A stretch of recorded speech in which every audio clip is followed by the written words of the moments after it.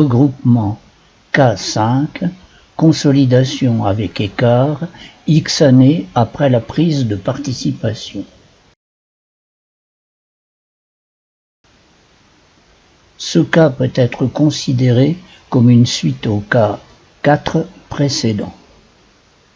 La décomposition du coût d'achat des titres B et leur valorisation ont été décrites dans le cas 4. Le cas 5 se termine X années après cette prise de participation de A sur B. On considérera qu'aucune modification de celle-ci n'est intervenue.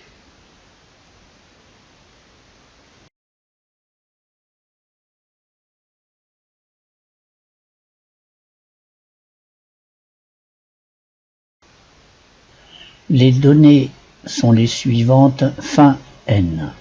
Lors de l'acquisition pour A, le bilan de B était le suivant.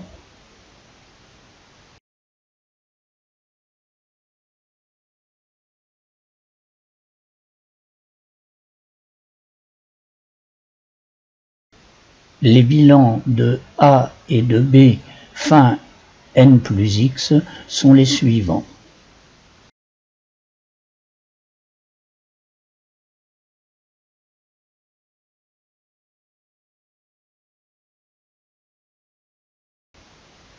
Pour chacune des méthodes de consolidation que les IFRS imposent ou autorisent, nous considérons que toutes les autres conditions sont remplies.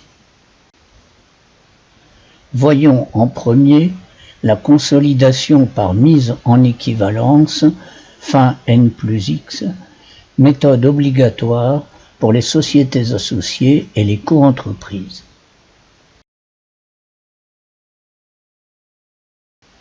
Principe de la méthode de mise en équivalence. La méthode consiste à comptabiliser initialement la participation au coût et à l'ajuster par la suite pour prendre en compte les changements de la quote-part de l'investisseur dans l'actif net de l'entité émettrice qui surviennent postérieurement à l'acquisition.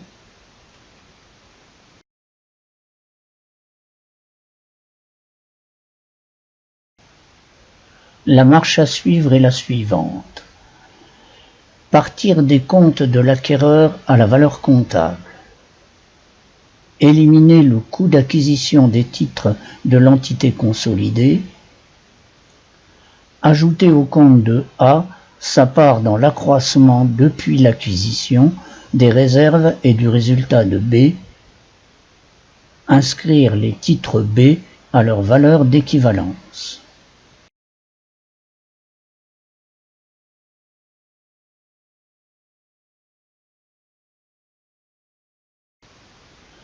On part en premier des comptes de A.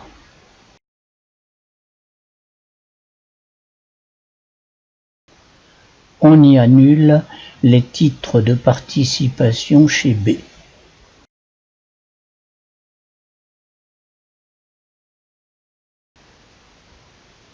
Pour la mise en équivalence, on retient la situation initiale lors de l'acquisition et on y ajoute les éléments nouveaux de la société B.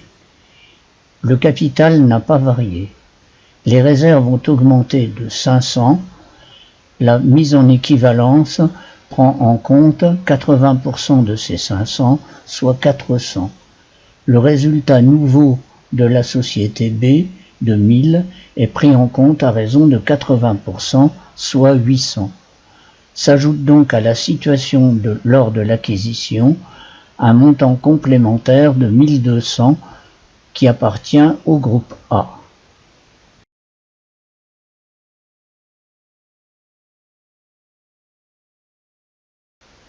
Fin N plus X, la valeur en équivalence des titres B est donc égale au coût d'achat en N de 6400, augmenté de la part de réserve de B de 400 et de sa part de résultat de 800, soit une valeur en équivalence totale de 7600.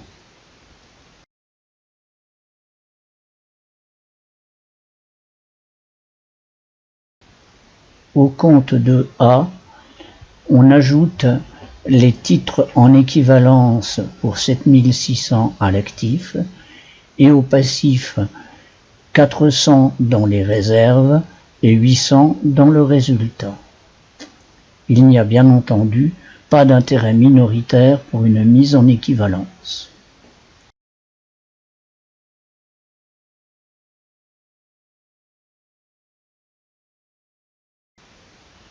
La consolidation consiste à ajouter au compte de A l'écriture suivante: en débit, titre en équivalence pour 7600, en crédit, les réserves pour 400, un résultat de 800 et pour solde, les placements dans des associés pour 6400.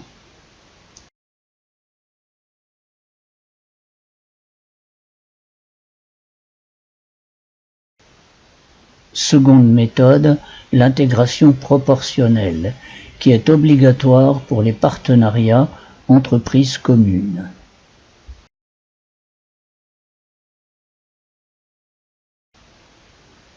Principe de la méthode. Pour l'intégration proportionnelle, le coparticipant doit comptabiliser les actifs, les passifs, les produits et les charges relatifs à ses intérêts dans une entreprise commune en conformité avec les IFRS qui s'appliquent à ses actifs, passifs, produits et charges.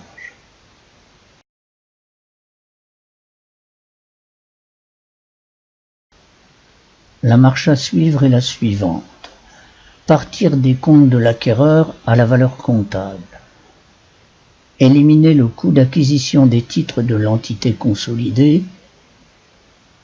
Ajouter au compte de A sa part dans les actifs, les passifs et l'accroissement des capitaux propres de B.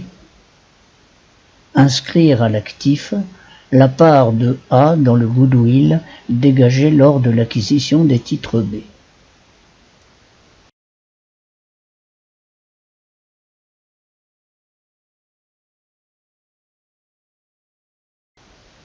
Voici tout d'abord la décomposition de la valeur des titres B acquis en N.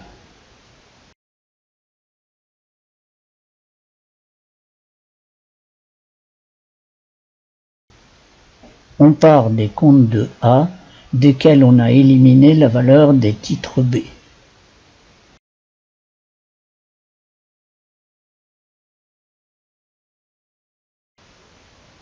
On reprend la part de A dans les comptes de B. Ils comprennent les actifs de B inscrits à son bilan. 7500 multiplié par 80% égale 6000. Et la part de A dans les plus-values de B lors de l'acquisition, 2500 multiplié par 80% égale 2000.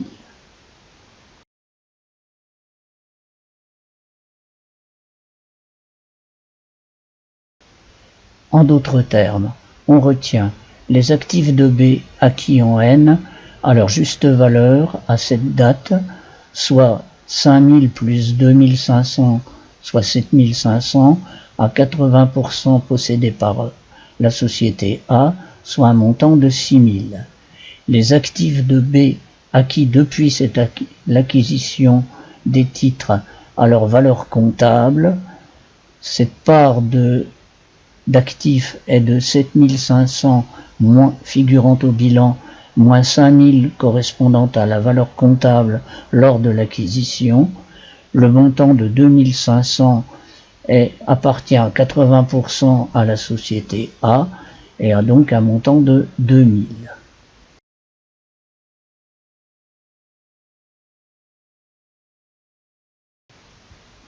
Au compte de A, on ajoute la part du groupe à l'intérieur des comptes de B, soit 6000 de valeur comptable des biens, 2000 de droits sur les plus-values et au passif 2000 correspondant aux droits de A dans les dettes de B.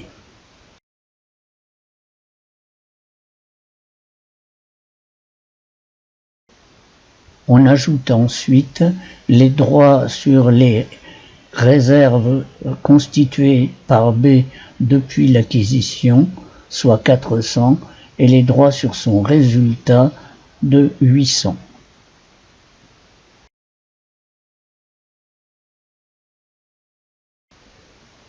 On ajoute enfin la part de goodwill de A dans B de 1600.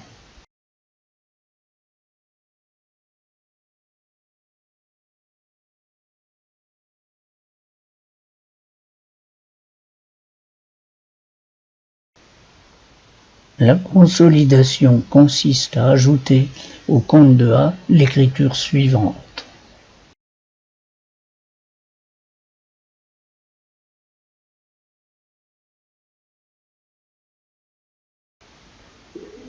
Troisième méthode de consolidation, l'intégration globale économique à la juste valeur des éléments identifiés. Il s'agit de la première option de l'IFRS 3.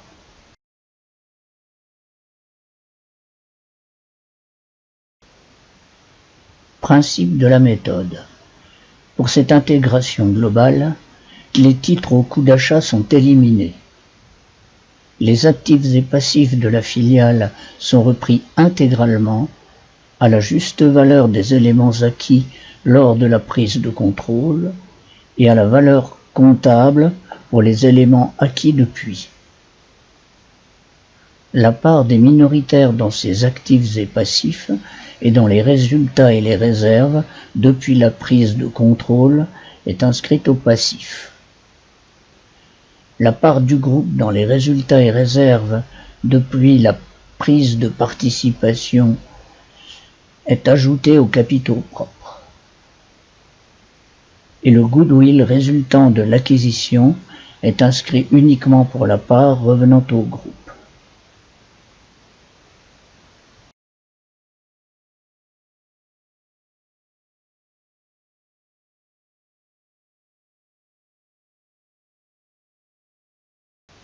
Le point de départ est le bilan de A fin n plus x.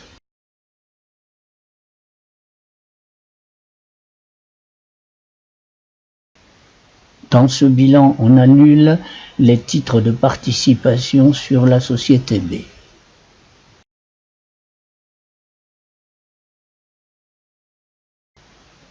On reprend intégralement les actifs et passifs de B.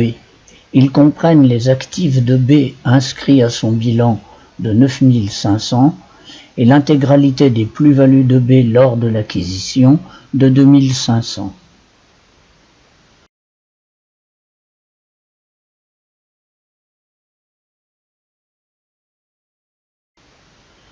En d'autres termes, on retient les actifs de B acquis en N à leur juste valeur nette à cette date, soit 5000 plus la plus-value de 2500, 7500, et les actifs de B acquis depuis cette date à leur valeur comptable, c'est-à-dire 7500 moins 5000 lors de l'acquisition, égale 2500.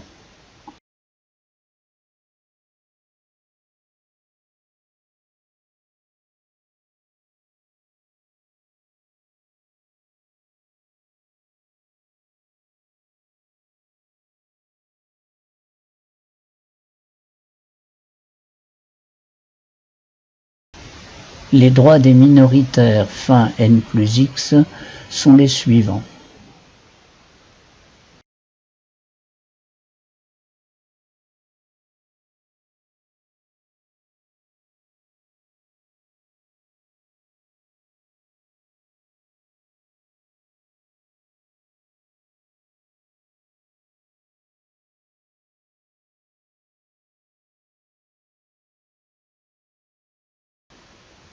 Ces droits sont inscrits au passif du bilan consolidé.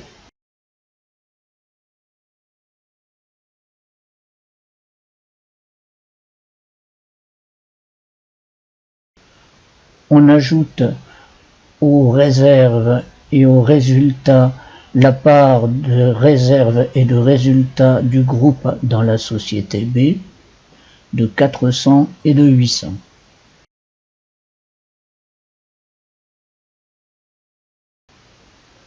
On ajoute enfin à l'actif du bilan consolidé la part de goodwill revenant au groupe, soit 1600. On obtient ainsi le bilan consolidé du groupe A.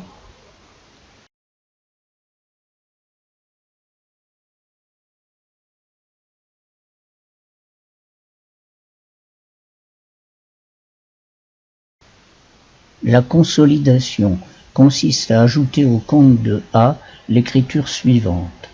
En débit, goodwill pour 1600, actif pour 10 000. En crédit, réserve 400, résultat 800, intérêt minoritaire 1500, dette 2500 et pour solde, participation dans les filiales 6400.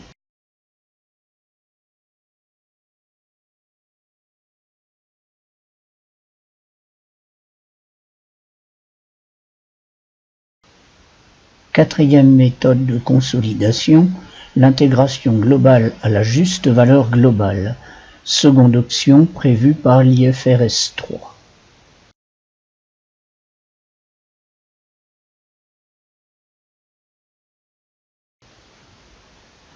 Dans cette méthode, le déroulement de la consolidation est le même que dans la méthode précédente, mais le goodwill d'acquisition est retenu en totalité, les minoritaires en recevant leur part.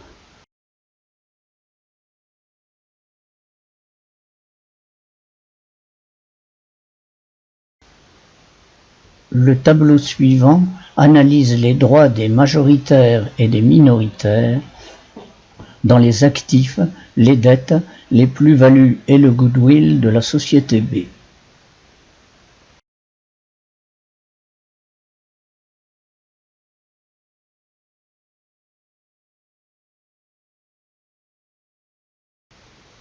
La consolidation débute par les comptes de la société A, desquels on a retiré les titres de participation sur la société B.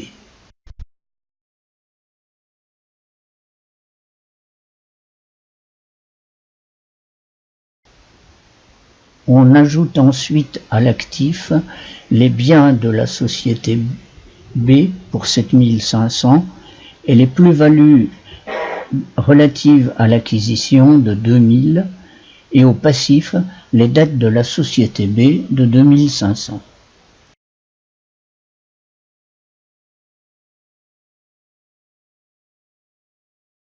On ajoute ensuite au passif la part que A possède dans les réserves de B pour 400 et dans son résultat pour 800.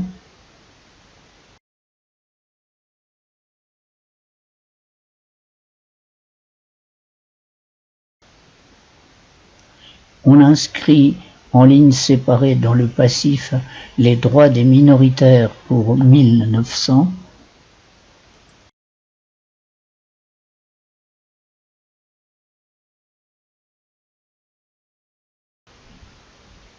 Enfin, on inscrit à l'actif l'intégralité du goodwill lors de l'acquisition de 2000. Et l'on obtient ainsi les comptes consolidés du groupe A.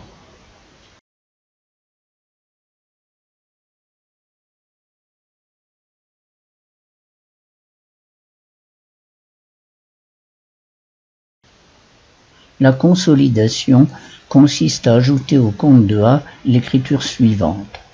En débit, goodwill pour 2000, actif pour 10 000, en crédit réserve 400, résultat 800, intérêt minoritaire 1900, dette 2500 et pour solde, participation dans des filiales pour 6400.